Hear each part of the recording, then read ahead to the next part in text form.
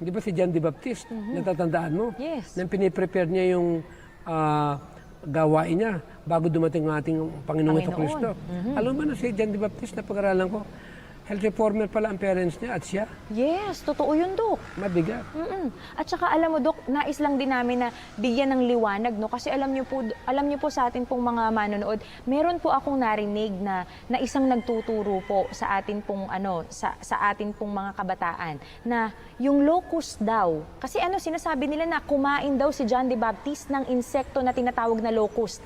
I would like to make a clarification. In the Bible, doon po sa lugar kung saan po namamalagi si John the Baptist. Kasi siya, sa wilderness.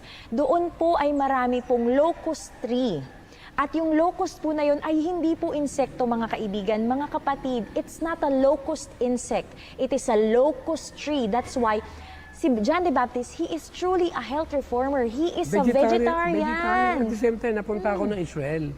Nakita ko yung puno ng locust tree. Ayun, o di ba, Dok? Kaya isang pagpapatunay mahirap ito. yung hatulan natin kaagad na kumain siya ng locust. Yes, hindi naman pala Ay, natin hindi alam. Oo, yan ang mahirap. Kaya nga dapat kumpleto po ang pag-aaral hindi ka ba natin. kinakabahan?